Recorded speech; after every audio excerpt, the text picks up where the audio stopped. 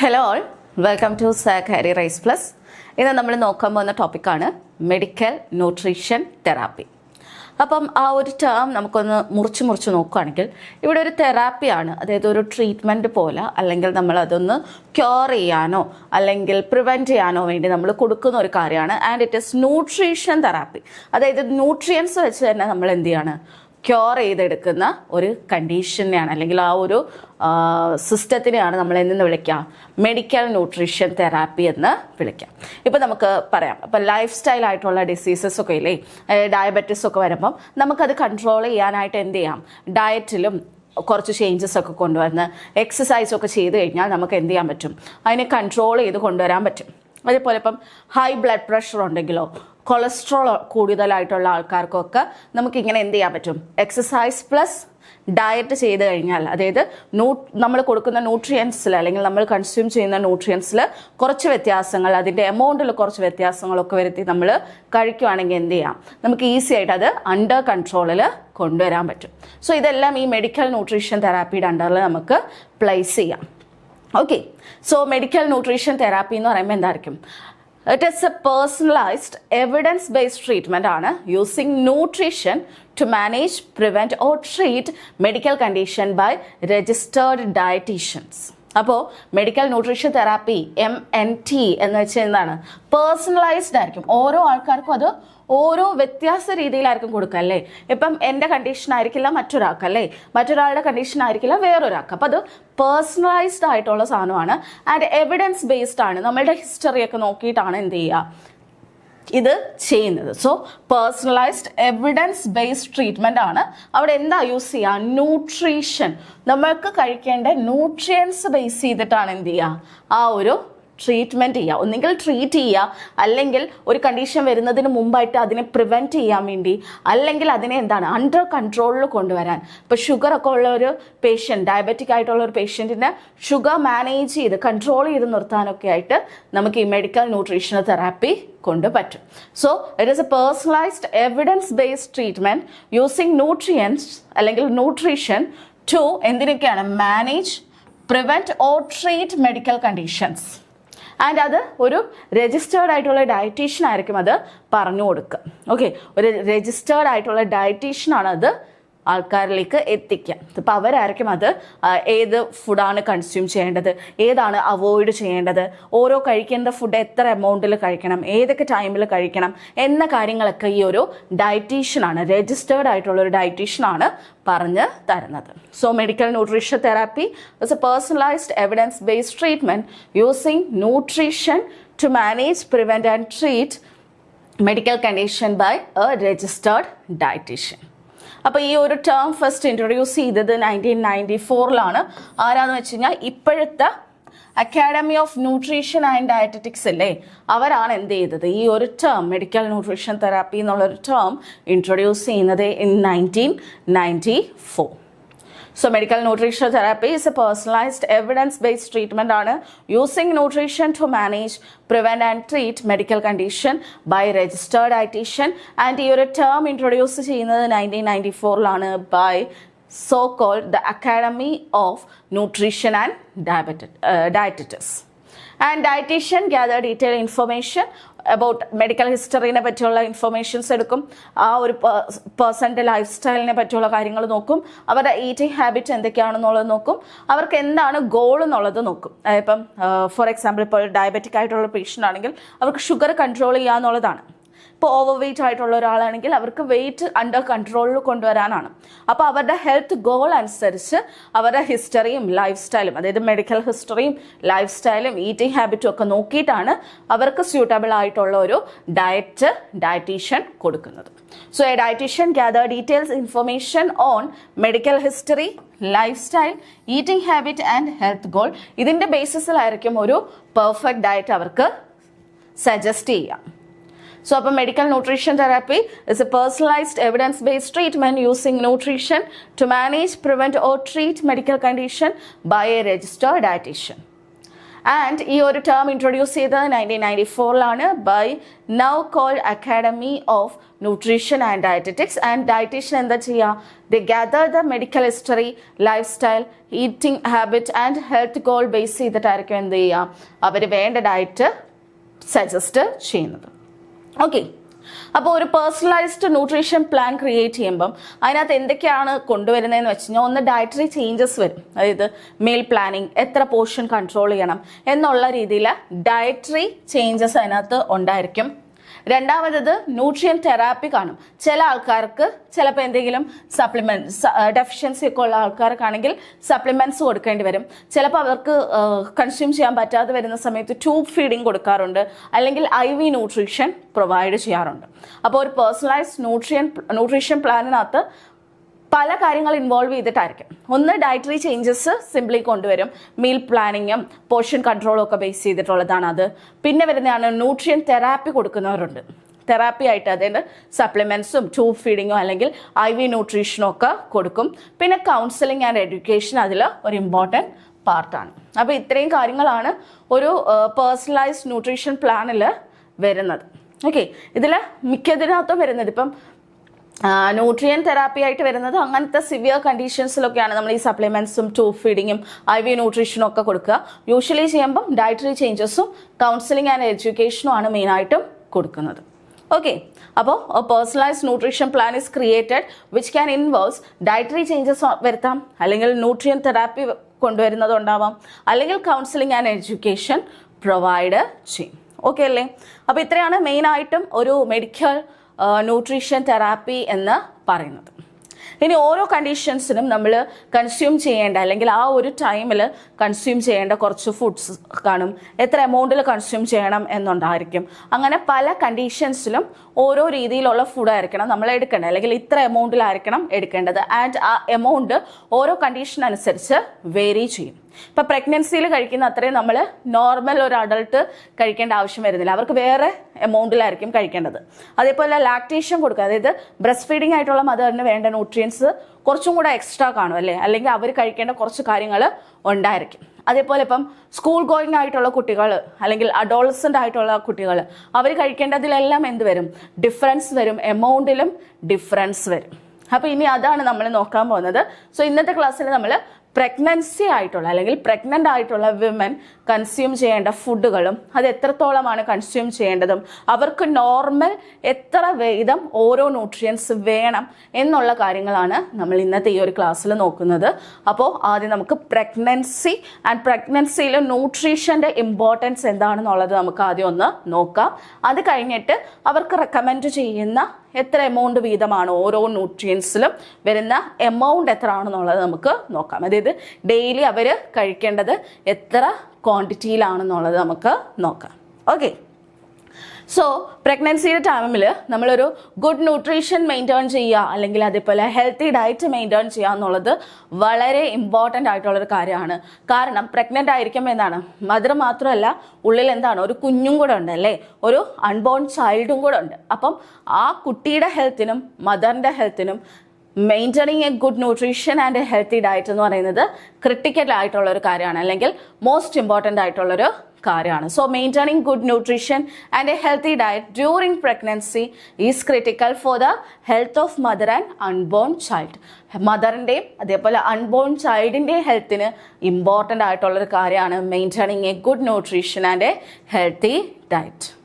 അപ്പോൾ നമുക്ക് എന്താണ് അവിടെ ക്വാളിറ്റി ആണ് ഇമ്പോർട്ടൻറ്റ്, ക്വാണ്ടിറ്റീനെക്കാളിലും ക്വാളിറ്റി ഓഫ് ദ ഫുഡ് അല്ലെങ്കിൽ നമ്മൾ കൺസ്യൂം ചെയ്യുന്ന ന്യൂട്രിയൻസിൻ്റെ ക്വാളിറ്റിയാണ് ഏറ്റവും ഇമ്പോർട്ടൻ്റ് ആയിട്ട് വരുന്നത്. അപ്പം healthy food with high nutritional വാല്യൂവും ആയിരിക്കണം ആ ഒരു സമയത്ത് ചൂസ് ചെയ്യേണ്ടത്. And avoid unhealthy food. അപ്പം ആ ഒരു സമയത്ത് കൂടുതലും റെക്കമെൻഡ് ചെയ്യുന്നത്, ഇപ്പോൾ ഒരു ഡയറ്റീഷ്യൻ്റെ അടുത്ത് നമ്മൾ പ്രഗ്നൻ്റ് ആയിട്ടിരിക്കുന്ന സമയത്ത് പോകുമ്പം അവർ റെക്കമെൻഡ് ചെയ്യുന്നത് എന്താണ്, to choose a healthy food with high nutrition value and avoid unhealthy food എന്നുള്ളതാണ് important. So it is also good to remember that quality of the food is more important than the quantity.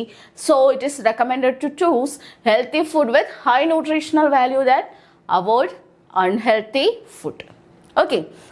അപ്പോൾ ഇനി ഈ good nutrition അല്ലെങ്കിൽ ഒരു good nutrition maintain ചെയ്യേണ്ട importance എന്താണ് എന്നുള്ളത് നമുക്കൊന്ന് നോക്കാം. സോ ഒന്നെന്ന് പറയുന്നത്, പ്രഗ്നൻ്റ് ആയിട്ടിരിക്കുന്ന സമയത്ത് ഒരു കുട്ടിയാണല്ലേ വളർന്നു വരുന്നത് വയറ്റിൽ. അപ്പോൾ ആ ഫീറ്റൽ ഡെവലപ്മെൻറ്റിന് ഈ മദർ കൺസ്യൂം ചെയ്യുന്ന കാര്യങ്ങൾ ഇമ്പോർട്ടൻ്റ് ആണ്. So boosting the development of fetal bones and blood cells, ആ കുട്ടിയുടെ അല്ലെങ്കിൽ ഉള്ളിലുള്ള ഫീറ്റസിൻ്റെ ബോൺസിൻ്റെ ഡെവലപ്മെൻറ്റിനും അതേപോലെ അവരുടെ ബ്ലഡ് സെൽസിൻ്റെ ഡെവലപ്മെൻറ്റിനും ഒക്കെ ഈ മദർ കൺസ്യൂം ചെയ്യുന്ന കാര്യങ്ങളാണ് വേണ്ടത്. So to boost the development of fetal bone and good blood cells, good nutrition is important. അപ്പോൾ ഒന്നാമത്തേന്ന് പറയുന്നത് boosting the development of fetal bones and blood cells. ഇനി പ്രഗ്നൻസി ടൈമിൽ ഉണ്ടാകുന്ന പെയിൻസും ഡിസ്കംഫേർട്ടും ഒക്കെ ഒന്ന് റെഡ്യൂസ് ചെയ്യാനും ഒന്ന് കൺട്രോൾ ചെയ്ത് കൊണ്ടുവരാനും ഗുഡ് ന്യൂട്രീഷൻ ഹെൽപ്പ് ചെയ്യാറുണ്ട്. Boosting the immunity to prevent catching infectious disease, അതായത് മദറിന് ഇൻഫെഷ്യസ് ഡിസീസ് ഉണ്ടാവാതിരിക്കാൻ അല്ലെങ്കിൽ അതിനെ പ്രിവെൻറ്റ് ചെയ്യാൻ ഇമ്മ്യൂണിറ്റി ബൂസ്റ്റ് ചെയ്യാനും ഗുഡ് ന്യൂട്രീഷൻ ഹെൽപ്പ് ചെയ്യാറുണ്ട്. To prevent iron deficiency anaemia, pregnancy ടൈമിലാണ് കൂടുതലും ഈ അയൺ ഡെഫിഷ്യൻസി അനീമിയ കാണിക്കാറുണ്ട്. അതുകൊണ്ടാണ് ഈ പ്രഗ്നൻ്റ് ആയിട്ടിരിക്കുന്ന സമയത്ത് ഫോളിക് ആസിഡ് ഒക്കെ കൊടുക്കുന്നത്. Okay, so iron deficiency anaemia prevent ചെയ്യാനായിട്ട് നമ്മൾ അതനുസരിച്ചുള്ള ഫുഡ് എടുത്താൽ മതി. അയൺ കണ്ടെയ്നിങ് ആയിട്ടുള്ള ഫുഡും ന്യൂട്രിയൻസ് എല്ലാം വരുന്ന ഫുഡ് നന്നായിട്ട് കഴിക്കുകയാണെങ്കിൽ ഈ അയൺ ഡെഫിഷ്യൻസി അനീമിയൊക്കെ നമുക്ക് പ്രിവെൻറ്റ് ചെയ്യാൻ പറ്റും. And next one is strengthening the body in preparation of child birth. Child ബർത്തിന്, അതായത് ഡെലിവറിക്ക് അല്ലെങ്കിൽ ലേബറിൻ്റെ ടൈമിൽ നമ്മുടെ ബോഡി സ്ട്രെങ്തൻ ചെയ്തെടുക്കാനും ഈ ഗുഡ് ന്യൂട്രീഷൻ ഇമ്പോർട്ടൻ്റ് ആണ്. അപ്പോൾ ഒന്ന് നോക്കിക്കേ, boosting the development of fetal bones and blood cells, reducing the pains and discomforts of pregnancy, boosting the immunity to prevent catching infectious disease, preventing iron deficiency anemia, and strengthening the body in preparation for childbirth. പിന്നെ milk production, അതായത് breast feeding ടൈമിൽ milk പ്രൊഡക്ഷനും എന്ത് important ആണ്, good nutrition important ആണ്. ഇനി usually നമ്മൾ pregnant ആയിട്ടിരിക്കുന്ന സമയത്ത് എന്ത് സംഭവിക്കാറുണ്ട്, ഒരു വെയിറ്റ് ഗെയിൻ സംഭവിക്കാറുണ്ട്. ഓക്കെ, ഒന്നെന്ന് വെച്ച് കഴിഞ്ഞാൽ ആ ഒരു ടൈമിൽ നമുക്ക് പ്ലാസൻ്റ വരും, പിന്നെ യൂട്രസിൻ്റെ വെയിറ്റ് വരും, പിന്നെ കുട്ടി, അതിനുള്ളിൽ കിടക്കുന്ന കുട്ടി, പിന്നെ അതിനുള്ളിലായിട്ടുള്ള അമ്നിയോട്ടിക് ഫ്ലൂയിഡ്, അതേപോലെ ബ്രസ്റ്റ് എൻലാർജ്മെൻറ്റ് നടക്കുമല്ലേ. സോ ബ്രസ്റ്റിൻ്റെ വെയിറ്റ്, ഇതെല്ലാം കൂടെ ബേസ് ചെയ്തിട്ട് അല്ലെങ്കിൽ ഇതെല്ലാം കൂടെ കാരണം എന്ത് പറ്റും, ഓവറോൾ ബോഡി വെയിറ്റിൽ ഒരു ഇൻക്രീസ് ഉണ്ടാവും. സോ വെയിറ്റ് ഗെയിൻ പ്രഗ്നൻസിയിൽ സംഭവിക്കാറുണ്ട്. സോ ഹെൽത്തി വെയിറ്റ് ഗെയിൻ ആയിരിക്കണം ആ ഒരു ടൈമിൽ, അതായത് ഓവറായിട്ട് ഉണ്ടായിക്കഴിഞ്ഞാൽ it will adversely affect the pregnancy, but ഒരു ഹെൽത്തി വെയിറ്റ് ഗെയിൻ ഇമ്പോർട്ടൻ്റ് ആണ്. ഓക്കെ, അപ്പോൾ അത് പ്രീ പ്രഗ്നൻസി ബോഡി മാസ് ഇൻഡെക്സും ഹെൽത്തും ഒക്കെ ബേസ് ചെയ്തിട്ടായിരിക്കും ആ മദറിൻ്റെ ഹെൽത്തി വെയിറ്റ് ഗെയിൻ നോക്കുന്നത്. യൂഷ്വലി ഒരു 11 മുതൽ 15 kg ഗെയിൻ ഉണ്ടാവുന്നത് എന്താണ്, നോർമലാണ്. അതായത് നമുക്കിപ്പോൾ ഒരാൾക്ക് ബിഫോർ പ്രഗ്നൻസി 55 കിലോ ആണെങ്കിൽ ആഫ്റ്റർ പ്രഗ്നൻസി അല്ലെങ്കിൽ പ്രഗ്നൻ്റ് ആയിട്ടിരിക്കുന്ന ആ ഒരു ഡ്യൂറേഷനിൽ എന്ത് വരാം, 55+11 അല്ലെങ്കിൽ 55+15 ആ ഒരു റേഞ്ചിൽ വരികയാണെങ്കിൽ അത് ഒരു ഹെൽത്തി വെയിറ്റ് ആണെന്ന് കൺസിഡർ ചെയ്യും. So it is recommended to gain 11 to 15 kg during pregnancy. ഒരു 11 മുതൽ 15 kg വരെയൊക്കെ വെയിറ്റ് വരുന്നത് അല്ലെങ്കിൽ ഗെയിൻ ചെയ്യുന്നത് നോർമൽ ആയിട്ടുള്ള കാര്യമാണ്, അത് റെക്കമെൻഡഡും ആണ്. അതിൽ കൂടുതലാവുമ്പോഴാണ് പ്രോബ്ലം വരുന്നത്. Okay, so if BMI before pregnancy was in a normal range ആണെങ്കിൽ it is recommended to gain 11 to 15 kg during pregnancy. ഇപ്പോൾ ഓവർ വെയിറ്റ് ആയിട്ടുള്ള ഒരാളാണ് പ്രഗ്നൻ്റ് ആവുന്നതെങ്കിൽ എന്ത് ചെയ്യും, നമ്മളതൊരു വെയിറ്റ് കൺട്രോൾ ചെയ്ത് ആ ഒരു നോർമൽ റേഞ്ചിലേക്ക് കൊണ്ടെത്തിക്കാൻ നോക്കാറുണ്ട്. ബിക്കോസ് ഓവർ വെയിറ്റ് ആയി കഴിഞ്ഞ് കഴിഞ്ഞാൽ ഡെലിവറിക്ക് അത് കുറച്ച് ഡിഫിക്കൽട്ടായിട്ട് വരാറുണ്ട്. ഓക്കെ, സോ അതുകൊണ്ടൊരു ഹെൽത്തി വെയിറ്റ് ഗെയിൻ ആണ് റെക്കമെൻഡ് ചെയ്യുന്നത്, അതാണ് എപ്പോഴും നല്ലത്. Okay, and if the body mass index is higher than the normal range and is within the range of obesity, അതെന്ത് ചെയ്യാറുണ്ട്, it will negatively affect the pregnancy. Okay അല്ലേ. അപ്പോൾ usually pregnant ആയിട്ടിരിക്കുന്ന സമയത്ത് എന്തായാലും എന്തുണ്ടാവും, വെയിറ്റ് ഗെയിൻ ഉണ്ടാവും. It is due to all these factors. ഒന്ന്, ബ്രസ്റ്റിൻ്റെ സൈസ്, അതിനൊരു പർട്ടിക്കുലർ വെയിറ്റ് കാണും. അതുപോലെ പ്ലാസിൻ്റെ അപ്രോക്സിമേറ്റ്ലി 0.7 kg ആണ് വരിക. യൂട്രസ് ആകുമ്പോൾ ഒരു 1.6 kg ആണ് യൂട്രസിൻ്റെ വെയിറ്റ് ആ സമയത്ത് നമ്മൾ നോക്കുകയാണെങ്കിൽ ബേബിക്ക് ഒരു 3.5, ഒരു ഹെൽത്തി ബേബി ആണെങ്കിൽ ഒരു 3 അല്ലെങ്കിൽ 3.5 അല്ലെങ്കിൽ 2.5 to 3.5 ആ ഒരു വേരിയേഷൻ കാണിക്കാറുണ്ട്. പിന്നെ അതിനുള്ളിലുള്ള അമ്നിയോട്ടിക് ഫ്ലൂയിഡ് നോക്കുകയാണെങ്കിൽ 1 to 1.5 kg കാണിക്കും. Extra blood volume and fluid ഒരു 4 kg കാണും. അപ്പോൾ ഏറ്റവും ഒരു റെക്കമെൻഡഡ് എന്ന് പറയുന്ന ഒരു 11 to 15 kg weight gain usually സംഭവിക്കുന്നതാണ്. But if the mother is over weight or if it is in the range of obesity, അതെന്ത് ചെയ്യാറുണ്ട്? പ്രഗ്നൻസിനെ നെഗറ്റീവായിട്ട് അഫക്റ്റ് ചെയ്യുന്നുണ്ട്. സോ അതുകൊണ്ട് തന്നെ നമ്മൾ ഈ ന്യൂട്രീഷൻ ആ ഒരു സമയത്തും ഇമ്പോർട്ടൻ്റ് ആണ്. ഇനി ഒബിസിറ്റി റേഞ്ചിലാണ് പ്രഗ്നന്റ് വുമൺ എങ്കിൽ അവിടെ കുറച്ച് കാര്യങ്ങൾ ഉണ്ടാവും, കുറച്ച് റിസ്കുകൾ വരുന്നുണ്ട്, അല്ലെങ്കിൽ ഹെൽത്ത് ഇഷ്യൂസ് കാണിക്കാറുണ്ട്. അതെന്തൊക്കെയാണെന്ന് വെച്ച് കഴിഞ്ഞാൽ ജസ്റ്റേഷണൽ ഡയബറ്റിസ് ഉണ്ടാവാനുള്ള ചാൻസ് കൂടുതലാണ്. പ്രഗ്നൻ്റ് ആയിട്ടിരിക്കുന്ന സമയത്ത് ഡയബറ്റിസ്, ഷുഗർ കൂടുതലായിട്ട് വരാറുണ്ട്. അല്ലെങ്കിൽ പിന്നെ ഹൈ ബ്ലഡ് പ്രഷർ കോസ് ചെയ്യും. അതേപോലെ ടോക്സീമിയ ഓഫ് പ്രഗ്നൻസി കോസ് ചെയ്യാറുണ്ട്.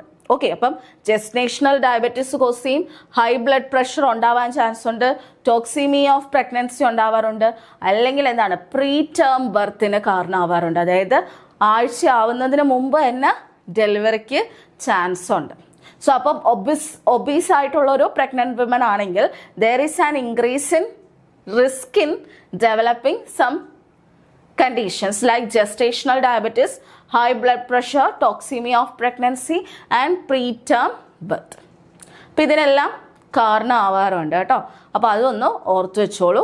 സോ ഒബിസിറ്റി ആവുകയാണെങ്കിൽ ഇത്രയും കണ്ടീഷൻസ് വരാനുള്ള ചാൻസ് ഉണ്ട്.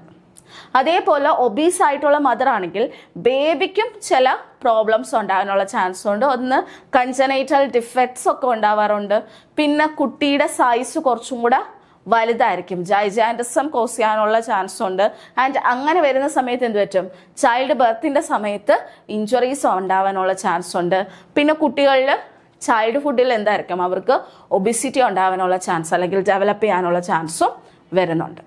So, additionally, babies may develop the following problems like congenital defects, enlargement in the size of the fetus with the possibility of injury during childbirth and obesity in the childhood. Okay, അപ്പോൾ ഇനി നമുക്ക് ആ ഒരു healthy body വെയ്റ്റും and അവർക്ക് വേണ്ട കുറച്ച് ന്യൂട്രിയൻസും ഉണ്ടല്ലോ, അതായത് ആ ഫീറ്റസിൻ്റെ ഡെവലപ്മെൻറ്റിനും മദറിൻ്റെ ഹെൽത്തിനും ഒക്കെ ആവശ്യമായിട്ടുള്ള കുറേ ന്യൂട്രിയൻസ് ഉണ്ട്. അപ്പം അതിനെ പറ്റിയാണ് ഇനി നമ്മൾ നോക്കാൻ പോകുന്നത്. ഫസ്റ്റ് അവരെടുക്കേണ്ട കലോറീസ് എത്രയാണെന്നുള്ളതാണ് നോക്കുന്നത്. അപ്പോൾ ഡ്യൂറിങ് ദ ഫസ്റ്റ് 3 months, അതായത് ഫസ്റ്റ് ട്രൈമസ്റ്ററിൽ യൂഷ്വലായിട്ട് പ്രീ പ്രഗ്നൻസി കലോറി ഇൻടേക്ക് തന്നെ ആയിരിക്കും. അവരുടെ വെയിറ്റ് അനുസരിച്ചിട്ടുള്ള കലോറി ഇൻടേക്ക് തന്നെയാണ് എടുക്കേണ്ടത്. ആൻഡ് വലിയ ഡ്രാസ്റ്റിക് ചേഞ്ച് ഒന്നും നമ്മൾ ഡയറ്ററി നീഡ്സിൽ വരുന്നില്ല. പക്ഷേ during the second and third trimester of pregnancy additional ആയിട്ടൊരു 350 കലോറിയും കൂടെ ആവശ്യമായിട്ടുണ്ട്. ഓക്കെ, അപ്പോൾ കലോറി നോക്കുകയാണെങ്കിൽ ഫസ്റ്റ് ട്രൈമസ്റ്ററിൽ, അതായത് ആദ്യത്തെ 3 മാസത്തിൽ അധികം കലോറിയുടെ ആവശ്യമൊന്നും വരുന്നില്ല. പ്രഗ്നൻസിക്ക് മുമ്പേ എത്ര കലോറിയാണോ കൺസ്യൂം ചെയ്യുന്നത് അത്ര തന്നെ ആവശ്യമുള്ളൂ. പക്ഷേ സെക്കൻഡ് ആൻഡ് തേർഡ് ട്രൈമസ്റ്റർ, അതായത് 4th മുതലുള്ള മന്തിൽ എന്ത് വേണം? പ്ലസ് 350 കലോറി, അതായത് യൂഷ്വലി ഉള്ള കലോറിനേക്കാളും ഒരു 350 കലോറി എക്സ്ട്രാ വേണം. പ്ലസ് 350 ആണ് വേണ്ടത്. യൂഷ്വലിനേക്കാളും ഒരു 350 കലോറി എക്സ്ട്രാ വേണം. സോ കലോറിയുടെ കാര്യം അതാണ്. അഡീഷണൽ 350 കലോറി ആവശ്യമാണ്. ഇനി ഫാറ്റ് നോക്കുകയാണെങ്കിൽ ഫാറ്റ് എന്ന് പറയുന്നത് നമ്മുടെ ഡയറ്റിൽ ഇമ്പോർട്ടൻ്റ് ആയിട്ടുള്ളൊരു പാർട്ടാണ്. അത് നമുക്കൊരു എനർജി സോഴ്സും കൂടിയാണ്. അതേപോലെ they are also require four metabolic processes. അപ്പോൾ അവിടെ നമ്മൾ യൂഷ്വലി ഈ പ്രഗ്നൻ്റ് ആയിട്ടിരിക്കുന്ന സമയത്ത് അല്ലെങ്കിൽ എക്സ്പെക്റ്റഡ് മദേഴ്സിന് നമ്മൾ എന്താണ് അത് പ്രഗ്നൻ്റ് ആവും അല്ലെങ്കിൽ ആവാൻ ചാൻസ് ഉള്ള അല്ലെങ്കിൽ എക്സ്പെക്ട് ചെയ്യുന്ന മദേഴ്സ് ആണെങ്കിൽ അവിടെ ഇൻടേക്ക് ഓഫ് ഫാറ്റിൽ വലിയ ചേഞ്ചസ് ഒന്നും വരണ്ട. യൂഷ്വലി അവരുടെ ടോട്ടൽ എനർജി കൺസപ്ഷൻ്റെ ഒരു 30% എന്തായിരിക്കണം? ഫാറ്റ് ആയിരിക്കണം. അതായത് ടോട്ടൽ എനർജി കൺസപ്ഷനിൽ 30% എന്തായിരിക്കണം? ഫാറ്റീന്നായിരിക്കണം. So the recommended amount is 30% of total energy consumption. അതാണ് ഫാറ്റിൽ വരുന്നത്. അപ്പം എത്ര വരിക? 30%.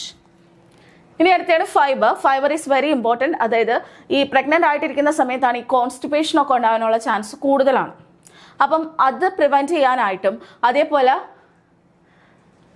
ഹെമറോയിഡൽ വെയിൻ ഡിസീസസ് ഉണ്ടാവാതിരിക്കാനും നമ്മൾ കൂടുതലും എന്തെടുക്കണം, ഫൈബേഴ്സ് എടുക്കേണ്ട ആവശ്യം ഇമ്പോർട്ടൻ്റ് ആണ്. ആൻഡ് പ്രഗ്നൻസി ടൈമിൽ കൂടുതലും എന്ത് കാണിക്കാറുണ്ട്, സ്ത്രീകളിൽ കോൺസ്റ്റിപ്പേഷൻ കാണിക്കാറുണ്ട് കേട്ടോ. അപ്പം അത് പ്രിവെന്റ് ചെയ്യാനായിട്ട് എന്ത് ആവശ്യമാണ്, ഫൈബർ ആവശ്യമാണ്. And it also reduce the risk of gestational diabetes and pre eclampsia. Gestational ഡയബറ്റീസും പ്രീ എക്ലാംഷ്യ പ്രിവെന്റ് ചെയ്യാനായിട്ട് അല്ലെങ്കിൽ റെഡ്യൂസ് ചെയ്യാനായിട്ടും ഫൈബേഴ്സ് ഹെൽപ്പ് ചെയ്യാറുണ്ട്. ആൻഡ് റെക്കമെൻഡഡ് എമൗണ്ട് എന്ന് പറയുന്നത് 50 gram per 100 kcal. അല്ലെങ്കിൽ നമുക്ക് എങ്ങനെ പറയാം, നമുക്ക് യൂഷ്വലി വേണ്ട ഒരു 2000 kcal ആണ് നമുക്ക് വേണ്ട എനർജി എങ്കിൽ നമുക്ക് 30 gram ആണ് റെക്കമെൻഡ് ചെയ്യുന്നത്. ഓക്കെ, അപ്പോൾ ഓരോ 1000 kcal 15 gram ഫൈബർ നമ്മൾ കൺസ്യൂം ചെയ്തിരിക്കണം. അപ്പോൾ 2000 ആണെങ്കിൽ 30 gram നമ്മൾ കൺസ്യൂം ചെയ്തിരിക്കണം ഫൈബർ. അപ്പം ഫൈബറിന്റെ റേഞ്ച് എങ്ങനെയാണ്, 15 gram per 1000 kcal, അല്ലെങ്കിൽ യൂഷ്വലി 30 gram എന്ന് നമ്മൾ പറയും. 25 to 30 gram ആണ് ഫൈബർ കൺസപ്ഷൻ വരുന്നത്. ഇനി ഫൈബറിന്റെ മെയിൻ സോഴ്സ് എന്ന് പറയുന്നത് വോൾ ഗ്രെയിൻ പ്രോഡക്ട്സ് ആണ് കേട്ടോ. അതായത് വോൾ ഗ്രെയിൻ പ്രോഡക്ട്സ് ആണ് മെയിനായിട്ടും. ഈ തവിടോട് കൂടിയിട്ടുള്ള ഫുഡ് ഐറ്റംസ് കഴിക്കുന്നത് നല്ലതാണ്. Like whole grain bread, porridge or പാസ്തയൊക്കെ കൺസ്യൂം ചെയ്യുന്നത് നല്ലതാണ്. പിന്നെ legumes, dried and fresh fruits നന്നായിട്ട് കഴിക്കാം. വെജിറ്റബിൾസ്, നട്ട്സ് ആൻഡ് സീഡ്സ് ഒക്കെ ഫൈബറിന്റെ ഗുഡ് സോഴ്സ് ആണ്. അപ്പം മെയിൻ ആയിട്ടുള്ള സോഴ്സസ് ഏതൊക്കെയാണ്, വോൾ ഗ്രെയിൻ ആയിട്ടുള്ള പ്രോഡക്ട്സുകൾ കൺസ്യൂം ചെയ്യാം, legumes, dried and fresh fruits, vegetables, nuts and seeds. All these are good source of fibre. അപ്പം ഫൈബറിന്റെ റെക്കമെൻഡ് ചെയ്യുന്നത് 15 gram per 1000 kcal or 30 gram per 2000 kcal ആണ് വരുന്നത്. ഇനി അടുത്തൊരു ഇമ്പോർട്ടൻറ്റ് ന്യൂട്രിയൻ്റ് ആണ് കാൽഷ്യം എന്ന് പറയുന്നത്. ബോണിൻ്റെ ഒക്കെ ഡെവലപ്മെൻറ്റിന് അല്ലെങ്കിൽ ഗ്രോത്തിന് കാൽഷ്യം ഇമ്പോർട്ടൻ്റ് ആണ്. Okay, so it's participate in mineralisation of skeletal and especially during the 3rd trimester. And calcium വേണ്ടത് 1000 milligram ആണ് കാൽഷ്യം റെക്കമെൻഡ് ചെയ്യുന്നത് ഫോർ എ പ്രഗ്നന്റ് വിമൻ.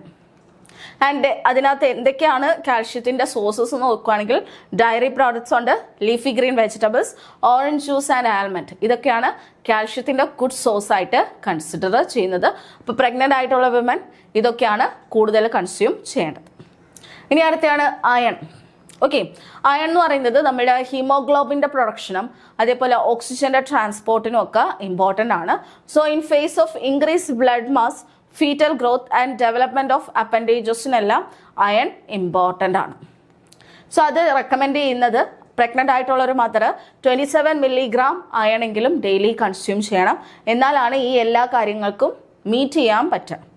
ഇനി അയണിൻ്റെ സോഴ്സസ് എന്താണെന്ന് വെച്ച് കഴിഞ്ഞാൽ meat, fish, poultry, cereals, whole grain breads use ചെയ്യാം, legumes, leafy green vegetables, dried peaches, apricots and raisins ഒക്കെ അയണിൻ്റെ ഗുഡ് സോഴ്സസ് ആണ്. അപ്പോൾ ഇവിടുത്തെ റെക്കമെൻഡഡ് ലെവൽ എന്ന് പറയുന്നത് 27 milligram ആണ്.